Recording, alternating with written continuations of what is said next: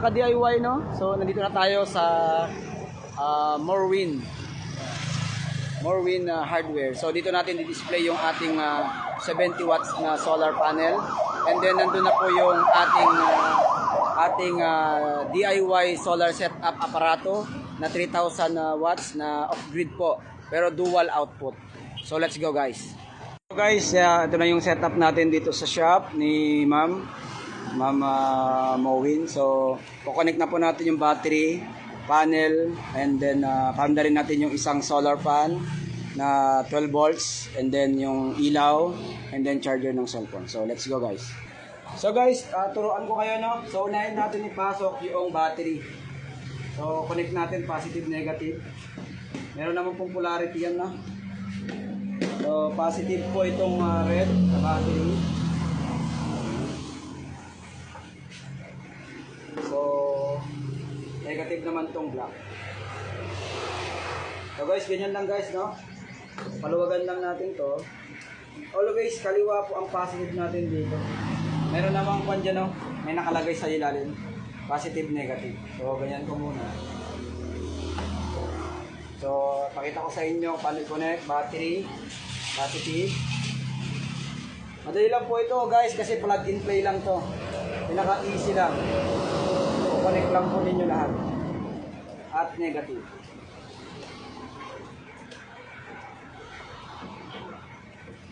So una po natin ilagay ang battery, susunod na panel.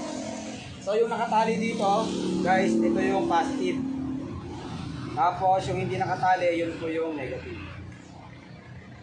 So ayan guys, ha. So positive muna tayo.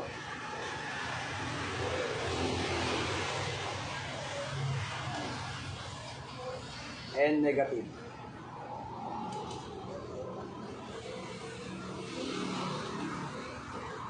Yan guys, nakakonect na positive negative, nakakonect na rin yung ating solar panel, battery.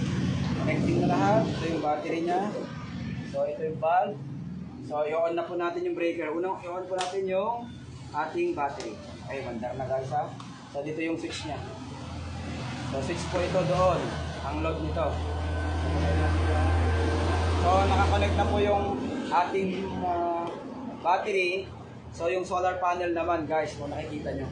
So makikita nyo yung indicator doon. May indicator na battery, indicator naman doon, nalabas yung panel. So on na. Ayan guys, nakita nyo? Yan. Mayroon na pong indicator. So nagkakarga na po yung ating solar panel sa battery. So pag napuno yan, hindi na po mag-aaraw yan pag napuno na itong battery. So pandarin naman natin itong inverter. Yan. So maganda yung reading, 13.1. And then on na natin to. Dito guys, ang pag-on, ito yung bypass. Yan, on na. Pwede na tayo magpa-andar ng appliances.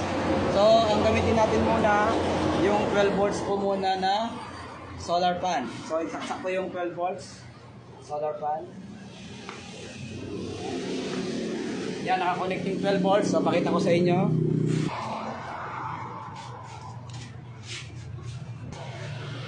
Ada ti electric pan mo ta di kuryente? Ata lang? Okay. Right.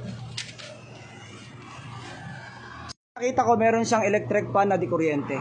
So para makatipid siya, i-connect natin sa solar.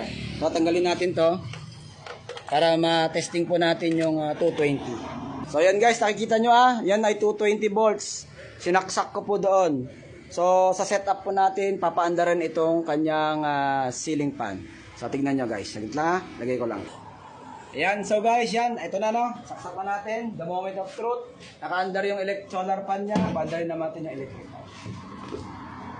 Ayan guys, nakita nyo guys, so maandar po yung kanyang electric fan. Tignan nyo guys.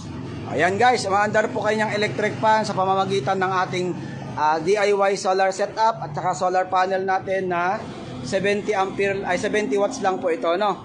So, yan. So, guys, napakaganda guys, oh.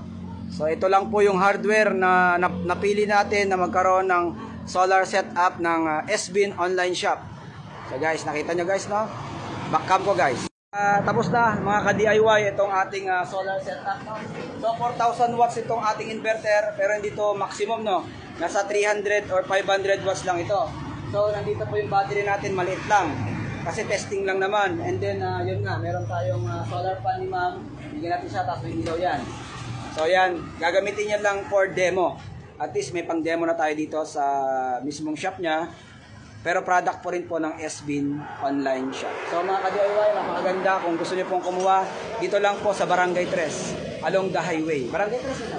Barangay 3. So, yan lang ating video mga ka-DIY. Successful. So, picture tayo. Thank you for watching mga ka-DIY. God bless.